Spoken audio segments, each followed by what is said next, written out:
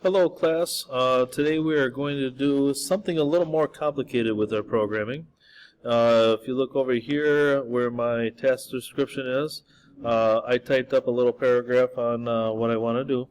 It says I am going to either start both motors at full speed once the bump switch is pressed, or I'm going to start both motors in reverse once the limit switch is pressed. When both switches are not pressed, the motors will be stopped. I want this program to repeat forever in a loop. So underneath the pseudocode, I kind of listed what I plan on doing with my code step by step. So what I'm first going to do is I'm going to start a loop. And then I'm going to start what's called an if-else statement. So if something happens or else something else happens. So if I'm going to use the bump switch, then I'm going to start the left motor and the right motor. Or else, if the limit switch is pressed, I'm going to start the left motor in reverse, and I'm also going to start the right motor in reverse. So, and it's kind of an embedded else statement here. So, in the end, if neither one of those are pressed, I'm going to stop both motors. Alright, so let's go ahead and get started here. I'm going to go into my task main, and what I want you to do, we've already learned how to do the motor and sensor setup. I want you to first set up your motors and sensors. So take a moment here, pause the video, and go ahead and set up both your left and your right motor in the correct spaces, and then also set up your limit switch and your bump switch. Remember, those are both touch sensors. So go ahead and pause the video and do that now. Alright, if you did things correctly, your top of your screen should look like mine, where you have your bump switch, your limit switch, your left and your right motor all set up. Okay, now we're going to start coding our program. So the first thing in my pseudocode, I said I wanted to start a loop. Here's how you do that. Notice that there's a beginning curly bracket and an ending curly bracket for the whole program.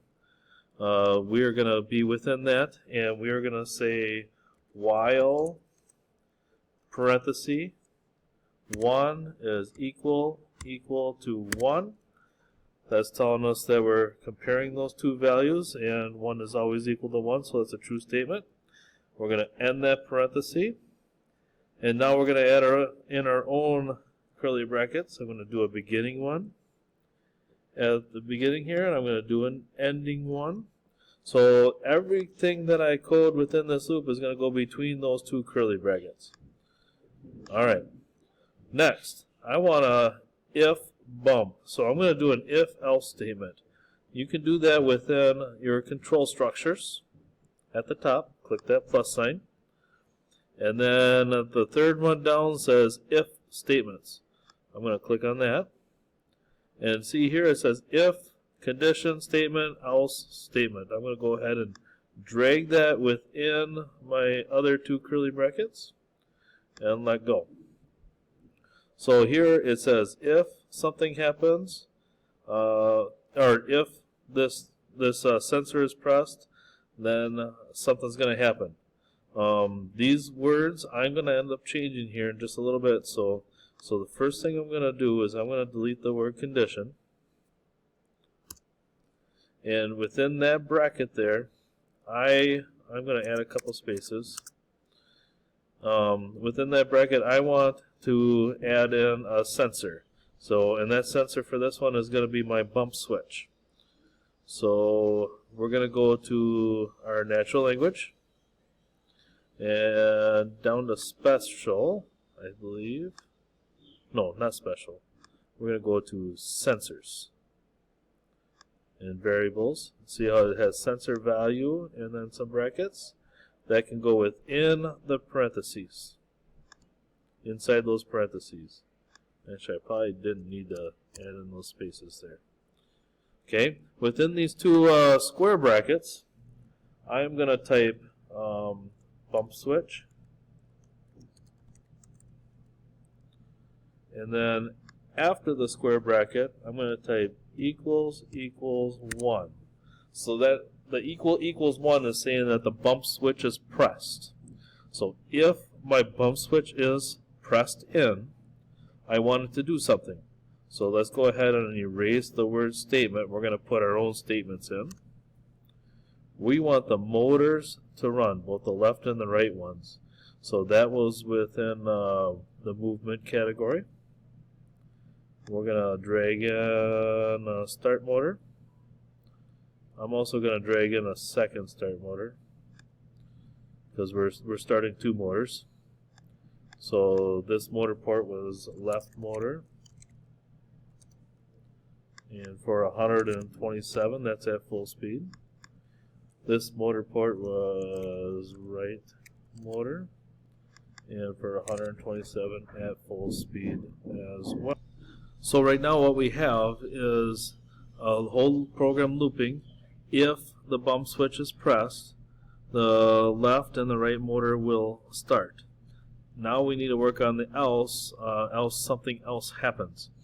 Actually, before I start that, I'm going to put some brackets around my start motors, so that is controlled within this if statement. So I'm going to put a beginning bracket just above the start motors, and I'm going to put an ending bracket just below the start motors. So the if statement runs those 2 things. All right. Now we're going to say else something else happens. So go ahead and delete the word statement with the bracket.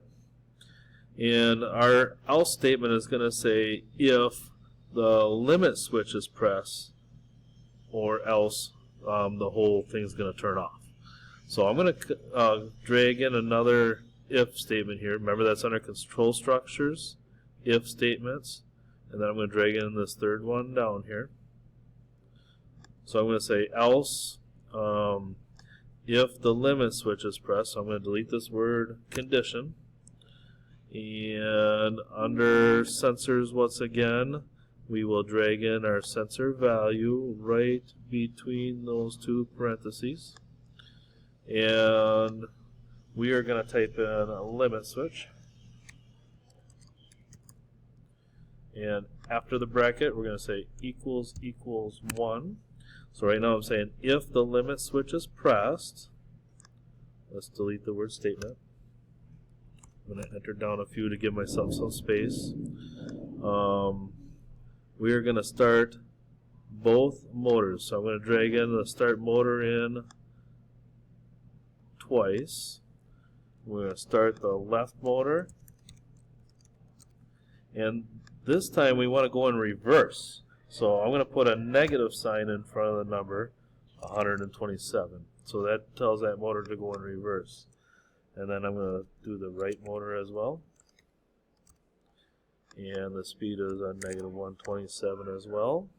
And just like the last one, I'm going to go ahead and try to stay organized here, and I'm going to add in a beginning curly bracket and an ending curly bracket, so that this start motors, the left and the right motor, go with the limit switch.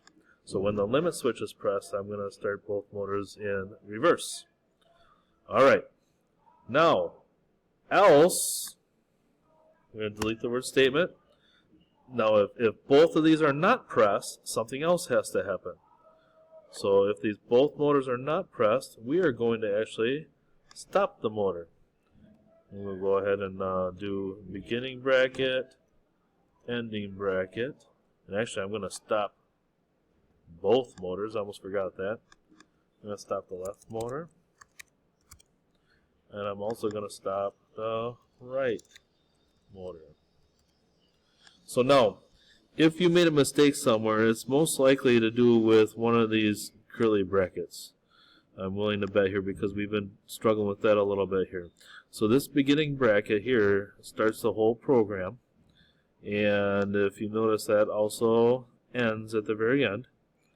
Okay, and then I also have a beginning bracket for my while statement for the loop. And that'd be the second to last one there that the whole thing ends with.